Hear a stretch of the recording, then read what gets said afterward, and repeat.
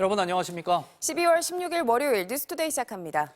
검찰이 윤석열 대통령에게 소환을 통보한 것으로 확인됐습니다. 현직 대통령에게 피의자로 출석을 통보한 건 사상 초유의 일인데요. 검찰이 요청한 출석 날짜는 어제 오전이었는데 윤 대통령은 소환에 응하지 않았고 검찰은 2차 통보를 보내겠다고 했습니다. 김상훈 기자입니다. 검찰 특별수사본부가 윤석열 대통령에 대해 일요일인 어제 오전 10시 출석하라고 통보했지만 출석하지 않았다고 밝혔습니다. 윤 대통령에게 서울중앙지검에 나와 12.3 내란 사태 피의자로 조사를 받으라고 한 겁니다. 혐의는 내란과 직권남용 권리행사 방해입니다. 윤 대통령은 국헌 문란을 목적으로 위헌 위법한 포고령을 선포하고 국회와 중앙선관위에 군 병력을 투입하고 주요 인사를 체포하라고 지시한 혐의 등을 받습니다. 검찰은 소환장 전달 방식에 대해서는 대통령실에 공문을 보냈고 출석 요구서도 등기 우편으로 보냈다고 밝혔습니다.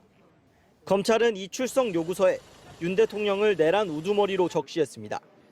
김용현 전 국방부 장관이나 계엄군 경찰 지휘부는 내란 중요 임무 종사자로, 그 윗선인 윤 대통령은 우두머리로 내란죄를 구분해 적용한 겁니다. 검찰은 윤 대통령 측에서 수신한 것도 확인했다고 했습니다. 검찰은 윤 대통령에게 2차 출석 요구서를 보낼 예정이라고 했습니다. 이르면 오늘 보낼 걸로 보입니다. 검찰은 앞서 윤 대통령 지시를 받아 비상계엄을 주도한 혐의로 김용현 전 국방장관을 구속했습니다.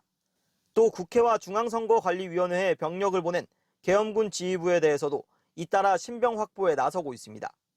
검찰은 앞서 여인영 전 국군 방첩사령관에 대한 구속영장에 윤 대통령이 위헌 위법적인 포고령 1호를 발령했고 이후 특전사, 수방사, 경찰청 등에 직접 또는 순차로 지시를 하달했다고 적시했습니다. 검찰 관계자는 국회와 선관위에서 있었던 일들의 구체적 사실관계 조사는 상당 부분 진행됐다고 말했습니다. 현직 대통령에 대한 사상 초유의 피의자 출석 요구 통보 사실은 출입 기자단 공지를 통해 검찰이 직접 공개했습니다. 검찰이 윤 대통령에 대한 체포 시도 등 신병 확보 여부에 대해서는 말을 아끼고 있지만 여러 차례 소환 요구를 통해 대통령 강제 수사에 명분을 쌓고 있다는 해석이 나옵니다. MBC 뉴스 김상훈입니다.